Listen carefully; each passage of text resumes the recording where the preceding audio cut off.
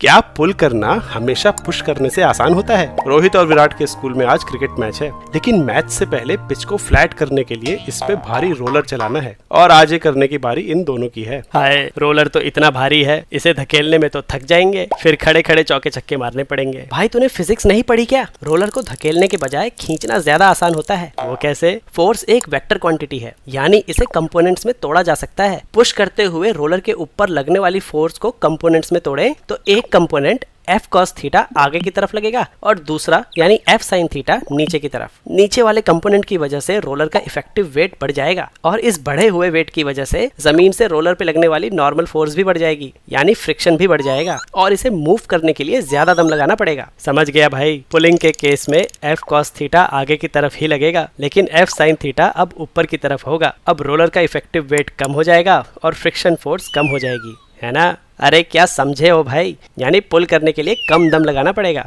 चलो फिजिक्स कहीं तो काम आई, लगाओ दम। दोनों ने रोलर को पुश की जगह पुल करना शुरू किया, लेकिन ये क्या, अभी भी उतना ही दम लगाना पड़ रहा है। मुझे तो लग ही रहा था। तेरी फिजिक्स कैसे काम आ गई? फिजिक्स तो काम की है, लेकिन सिचुएशन थोड़ी अलग है। यहाँ रोलर स्लाइड नहीं, रोल कर रहा है। तो उससे क्या फर्क पड़ेगा? जब कोई ऑब्जेक्ट स्लाइड होता है तो उसके ऊपर एक काइनेटिक फ्रिक्शन फोर्स लगती है, जो नॉर्मल फोर्स और कांटेक्ट सरफेसेस के काइनेटिक फ्रिक्शन कोफिशिएंट पे डिपेंड करती है। लेकिन रोलिंग के केस में सरफेसेस एक दूसरे के रिस्पेक्ट में मूव नहीं करते, यानी यहाँ स्टैटिक फ्रिक्शन लग रहा है जो टॉर्क जनरेट कर ऑब्जेक्ट को घुमाता है। जब तक ये ऑब्जेक्ट स्लाइड करना शुरू नहीं करता, स्टैटिक फ्रिक्शन की वैल्यू कुल वजन पे नहीं बल्कि अप्लाइड फोर्स और ऑब्जेक्ट के मोमेंट ऑफ इनर्शिया पे डिपेंड करती है। यहाँ दोनों केसेस में जो फ्रिक्शन फोर्स लग रही है वो ऑब्जेक्ट के इफेक्टिव वेट पे नहीं बल्कि फोर्स के हॉरिजॉन्टल कंपोनेंट पे ही निर्भर कर रही है, जो कि दोनों केसेस में बराबर है। यानी परफेक्ट रोलिंग के केस में पुश करो या पुल, दोनों में बराबर दम लगेगा। बाय द वे, वीडियो में हमने आइडियल रोलिंग की बात करी है, जिसमें सरफेसेस के कांटेक्ट पॉइंट्स डिफॉर्म नहीं होते हैं, लेकिन रियल वर्ल्ड में ऑब्जेक्ट्स के बीच के कांटेक्ट पॉइंट्स डिफॉर्म हो जाते हैं और इस डिफॉर्मेशन की वजह से एक रोलिंग फ्रिक्शन क्रिएट होता है और ये रोलिंग फ्रिक्शन नॉर्मल फोर्स पे डिपेंड करता है। इसलिए अगर रियल वर्ल्ड में तुम पिच के ऊपर रोलर चलाओगे